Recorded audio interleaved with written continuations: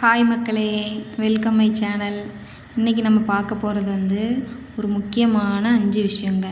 இதை நம்ம மாற்றிக்கிட்டாலே நம்மக்கிட்ட நல்ல எண்ணங்களாக இருக்கட்டும், நம்மளோட பணத்தை எப்படி சேமிக்கிறது, நம்ம குடும்பத்தை எப்படி முன்னேறி கொண்டு போகிறது, இதை மட்டுமே நம்ம சிந்திக்கிற மாதிரி விஷயங்கள் தான் நான் இன்றைக்கி என்கிட்ட நான் லைஃப்பில் மாற்றிருக்கேன். நான் அடிபட்டு நான் விஷயங்கள்லாம் மாற்றுறனால இன்றைக்கி நான் ஓரளவு நல்ல நிலைமைக்கு இருக்கேன். அதனால் உங்களுக்கு நான் இதை ஷேர் பண்ணியிருக்கேன். முக்கியமாக இல்லத்தரசிகள் இந்த வீடியோ நிறைய பேர் பார்ப்பீங்க. சப்ஸ்கிரைப் பண்ணிவிட்டு பாருங்கள். நிறைய பேர் சப்ஸ்கிரைப் பண்ணியிருக்கீங்க, அதுக்கெல்லாம் ரொம்ப ரொம்ப நன்றி. அதுக்கப்புறம் நம்ம சேனலை தொடர்ந்து பாருங்கள். நிறைய விஷயங்கள் எனக்கு நடக்கிற விஷயங்கள் தான் உங்கள்கிட்ட ஷேர் பண்ணிகிட்ருக்கேன். ஸோ இதை நீங்கள் ஃபுல்லாக பார்த்துட்டு நிறைய நீங்கள் மாற்றிக்கிட்டு வாழ்க்கையில் நிறைய வெற்றி பெறணும் அப்படிங்கிறத என்னோடய ஆசை. சரி, வாங்க வீடியோக்குள்ளே போகலாம். மொதல் விஷயம் கோபம். கோபத்தால் நமக்கு என்னங்க பண இழப்பு வரப்போகுது அப்படின்னு கேட்டிங்கன்னா, ஒன்று சொல்லுவாங்கள்ல, இன்றைக்கி காலையில் ஆரம்பித்த ஒரு சண்டையால் இன்றைக்கி டே ஃபுல்லாக ஸ்பாயில் ஆட்டு அப்படிம்போங்களாங்க. அதே மாதிரி தான் நம்ம ஹஸ்பண்டாக இருக்கட்டும், ஒய்ஃபாக இருக்கட்டும், குழந்தைங்க சண்டை எல்லாமே டெய்லி நடக்க தான் செய்யும். இப்போது உங்கள் பக்கம் நியாயமே இருந்தாலுமே நீங்கள் ஒரு அரை மணி நேரத்துக்கு அமைதியாகவே இருங்க. கோபத்தில் எந்த வார்த்தைகளும் விடாமல் நம்ம குடும்பத்துலேயா இருக்கட்டும், முதல்ல நம்ம மற்ற ஃப்ரெண்ட்ஸாக இருக்கட்டும், அப்புறம் நம்ம குடும்பத்தை தேர்ட் மெம்பர் அவங்ககிட்டலாம் இல்லை, முதல்ல நம்ம அப்பா அம்மா, உங்கள் உடன்பிறப்புகள், உங்கள் கணவர், உங்கள் பிள்ளைகள்கிட்ட இந்த கோபத்தை நீங்கள் கண்ட்ரோல் பண்ணுங்கள். உங்களுக்கு கோபமே வரத்தான் செய்கிற நிலைமையிலையும் நீங்கள் கண்ட்ரோல் பண்ணி பாருங்கள். ஒரு 1 வீக் ட்ரை பண்ணி பாருங்கள். உங்களுக்கு எப்போவுமே அது இந்த கோபத்தை நம்ம கண்ட்ரோல் பண்ணாலே நிறைய நல்ல விஷயம் நமக்கு நடக்குங்க. இந்த கோபத்தால் தான் நம்ம நிறைய இழக்கவும் செய்வோம். அதே யோசிச்சுட்ருப்போம். அதை ஒரு 2 நாளைக்கு சண்டையாக மாறும். அது நம்ம மனசை பாதிக்கும். நிறைய இருக்குது. நம்ம சண்டை போடுறத பார்த்து குழந்தைங்க மனசு பாதிக்கப்படும். எந்த ஒரு சண்டையாக இருந்தாலும் அது தூங்குறதுக்கு முன்னாடி முடிக்கணுமாங்க. நம்ம அந்த தூங்குறவரெலாம் கொண்டே போக வேண்டாம். ஒரு சண்டை அப்படின்னா நீங்கள் ஒரு சண்டை அப்படின்னா நீங்கள் இந்த எப்படியாவது தவிர்க்க பாருங்க. உங்கள் கோபத்தை கண்ட்ரோல் பண்ணவே என்னால் முடியலை அப்படின்னீங்கன்னா நிச்சயமாக பண்ணலாம். இதை நம்ம பண்ணிட்டாலே நம்ம டே ஃபுல்லாக நல்லாயிருக்கும். நம்ம சிந்தனைகள் நல்லாயிருக்கும். நம்ம எண்ணங்களும் நம்ம சேவிங்ஸை பற்றியோ நம்ம ஃப்யூச்சரை பற்றியோ இதை பற்றி நிறைய நம்ம சிந்தனை பண்ணதுக்கு நமக்கு கிடச்சிருக்க ஒவ்வொரு 24 மணி நேரம் ரொம்ப முக்கியமான ஒரு நாள். ஒவ்வொரு மாதமாக இருக்கட்டும், ஒவ்வொரு வருஷமும். ஸோ எல்லாமே நம்ம பொக்கிஷமாக பயன்படுத்தணும்னா இந்த கோபத்தை முதல்ல நீங்கள் தவிர்த்தாலே போதும். இதனால் நமக்கு நிறைய நல்லது நடக்கும். 2வது, இந்த புலம்பல். அதாவது இப்போது கல்யாணம் ஆகிருக்கும், நம்ம இப்போ மாமியாரால் நம்மளுக்கு பிரச்சனை இருக்கும், நாத்தனால பிரச்சனை இருக்கும், எல்லாமே இருக்கத்தான் செய்யும். இப்போ என்ன பண்ணுவோன்னா அதே புலம்பிகிட்ருப்போம். புரியுதா? அதையே நினச்சி புலம்புவோம். இல்லைன்னா நம்ம ஹஸ்பண்ட்டை சண்டை போடுவோம். நீங்கள் அதை போய் கேளுங்க, இதை போய் கேளுங்க, ஏன் எனக்கு சப்போர்ட் பண்ணலை அப்படின்ட்டு. ஒரு விஷயம் நல்லா புரிஞ்சுக்கோங்க. உங்களுக்கு இப்போ ஒரு 30+ அப்படின்னு வச்சுக்கோங்களேன். உங்கள் மாமியாருக்கு ஒரு 60+னால் நீங்கள் யோசிச்சு பாருங்கள். உங்களுக்கு இப்போ தான் கல்யாணம் ஆகி ஒரு 3 இயர் ஓல்டு இருக்கலாம், இல்லை 2 இயர் ஓல்டு இருக்கலாம். அவங்க ஒரு பேரம்பேத்தியே எடுத்தாச்சுங்க. இந்த வயசுக்காரங்களை யோசித்து நீங்கள் உங்கள் வாழ்க்கை இன்னும் உங்களுக்கு 30 வருஷம் இருக்குது. அவங்க 30 வருஷம் பின்னாடி போயிட்டாங்க, வாழ்ந்து முடிச்சாச்சு. நீங்கள் இப்போ தான் வாழ்க்கையை ஸ்டார்ட் பண்ணிகிட்டு இருக்கும்போது உங்கள் குழந்தைங்க பற்றி எண்ணம் இல்லாமல் உங்கள் கணவர்கிட்ட எப்பவும் நம்ம இதை நினச்சி சண்டையே போட்டுட்ருந்தோம்னு வச்சுக்கோங்களேன். நீங்கள் அதை யோசிச்சு பாருங்கள். இல்லைங்க எங்கள் கணவர் சப்போர்ட்டே பண்ணலை, விடுங்க. சப்போர்ட் பண்ணலைன்னா விடுங்க. அடுத்து என்னன்னு யோசித்து இது பண்ணுங்கள். உங்களை ஒருத்தங்க தப்பாக பேசிட்டாங்க, உங்கள் மேலே பழி போட்டுட்டாங்கன்னா அதையே யோசிச்சுட்ருக்காங்க. கஷ்டம்தான், எல்லாமே கஷ்டம்தான். நமக்கு மட்டும் ஏன் இப்படி நடக்குது, இந்த மாதிரிலாம் புலம்பாதீங்க.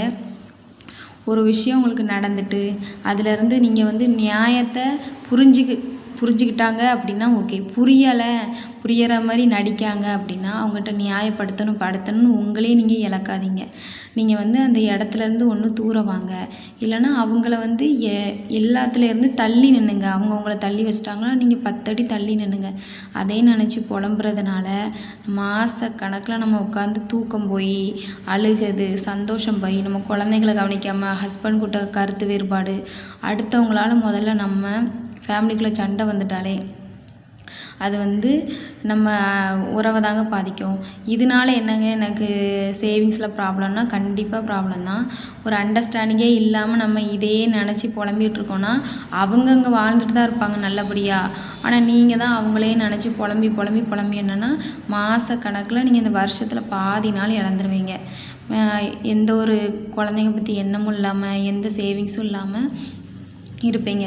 ஸோ வந்து நீங்கள் வந்து கடவுள்கிட்ட உங்களோட கஷ்டமாக மனுஷங்கிட்ட ஷேர் பண்ணுறத விட கடவுளை நம்புங்க. நீங்கள் தப்பு பண்ணலைன்னு உங்கள் மனசுக்கு தெரியுதா, நம்புங்க. அதுக்கான கர்மா இஸ் பூமரிங். கண்டிப்பாக எல்லாருக்குமே அது ரிப்பீட் ஆகும். அது நமக்காக இருந்தாலும் சரி தான். நல்லது 100 செஞ்சால் நல்லது 100க்கு இல்லை 200 நடக்கும். கெட்டது 1 செஞ்சாலும் அது 2 மடங்காக நம்ம எல்லாருக்குமே அது வரும். அதை நம்புங்க முதல்ல. அதனால் புலம்பாதீங்க. உங்களோட கணவருக்கும் உங்களோட உறவையும் பாதிக்கும். 3வது, எல்லாரையும் நம்புவது. இந்த ஊரில் இப்போ தான் அந்த குழுவாக பிரிப்பாங்கள்ல, அந்த குழு வந்து நீ எனக்கு எடுக்கலை, நீ வேணால் எடுத்துக்கோ அப்படின்னு சொல்லிட்டு உங்கள் ப்ரூஃபெல்லாம் கொடுத்து உங்கள் ரிலேஷனுக்கு எடுத்து கொடுக்கேன், இல்லைன்னா எனக்கு தெரிஞ்சவங்க தான், இப்போ தான் வாடகைக்கு எங்கள் பக்கத்து வீட்டில் வந்தாங்க, அந்த மாதிரி உங்கள் ஆதார் பேன் எல்லாத்தையும் எடுத்து கொடுக்காதீங்க. அவங்க வந்து கெட்டலைன்னா உங்களை தான் கேட்பாங்க. அது கூட கொஞ்சம் நம்ம வந்து சேவிங்ஸ் பண்ணணும் அப்படின்னு நினைக்கிற டைமில் உங்கள் மேலே ஒரு கடனை வச்சுட்டு அவங்க எங்கேயாவது போயிட்டாங்கன்னா உங்களால் ஒன்றுமே பண்ண முடியாது. எல்லாரையும் நம்பாதீங்க. அதே மாதிரி சீட்டு போடுறீங்க அப்படின்னா உங்களுக்கு நல்லா தெரிஞ்சவங்க, ரொம்ப வருஷம் தெரிஞ்சவங்க, இல்லை என் ரிலேஷன் தான் அப்படின்னா க்ளோஸ் ரிலேஷன் ஓகே. ஆனால் என் ஃப்ரெண்டோட ஃப்ரெண்டு, என் ஃப்ரெண்டுக்கு ரொம்ப க்ளோஸு அப்படின்னு நினச்சி போடாதீங்க. என் கண் முன்னாடி நடந்திருக்கு. என்னோடய ரிலேஷன்லேயே நிறைய பேருக்கு நடந்திருக்கு. சீட்டு விழுந்துமே அவங்க கொடுக்கவே மாட்டாங்க. நிறைய பிரச்சனை வரும். அதனால் வந்து நீங்கள் வந்து இதை கேஸ் கொடுத்தாலுமே நிற்காது, இந்த காசு பிரச்சனையோ சொத்து பிரச்சனையோ. ஸோ வந்து யாரையும் நம்பி வந்து சீட்டு போடுறதா இருக்கட்டும், சேவிங்ஸ் வந்து நிறைய இருக்குங்க. நம்ம எத்தனையோ பேங்க்லேயா இருக்கட்டும், நம்ம ஆர்டி, எஃப்டி, போஸ்ட் ஆஃபீஸ்னு இருக்கும்போது நீங்கள் சீட்டு போடுறது நல்ல விஷயந்தான். நான் தெரிஞ்சவங்ககிட்ட போகிறேங்க. தெரியாதவங்ககிட்ட தீபாவளி சீட்டு போட்டேன், 1 லட்ச ரூபா சீட்டு போட்டு ஏமாந்துட்டேன், அந்த மாதிரி புலம்புறதுக்கு நம்மளோட உழைப்பை அனாமத்தாக போட்டுறாதீங்க.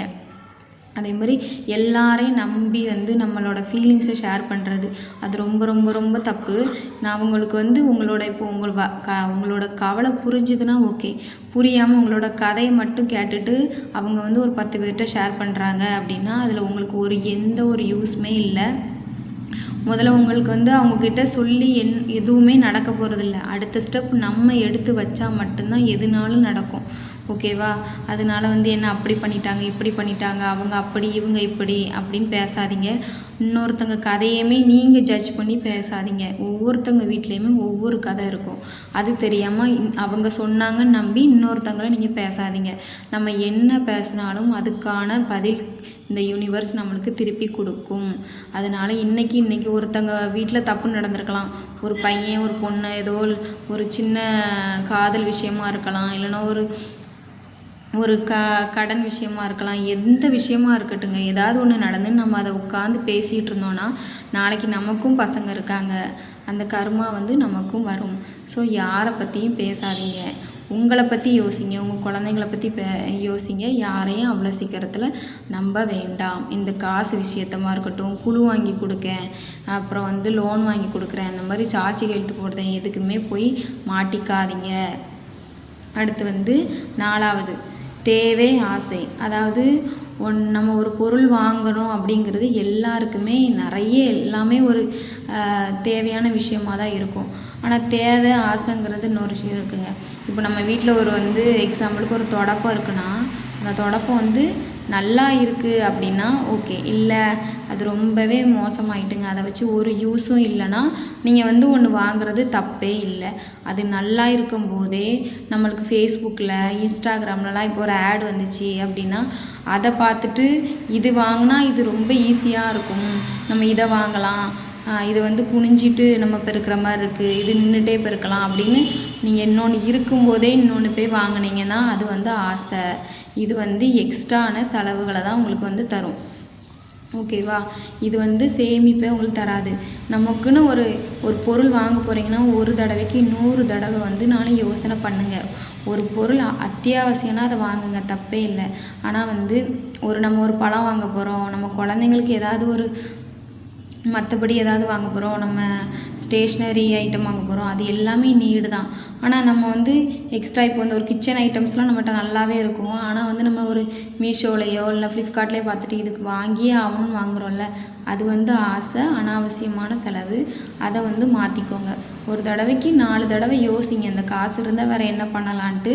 ஸோ இந்த யோசனையே உங்களை ஒரு நல்ல நிலைமைக்கு கொண்டு போகும்.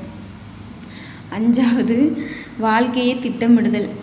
ஓகேவா? இது வந்து ரொம்ப ரொம்ப ரொம்ப ரொம்ப முக்கியங்க. நீங்கள் என்ன பண்ண போகிறீங்க, நம்ம இந்த ஒரு 4 வருஷம் கழிச்சு இல்லை 5 வருஷம் கழிச்சு நான் இதை பண்ண போகிறேன், அதை பண்ண போகிறேன், பாசிட்டிவாக சொல்லிக்கிட்டே இருங்க.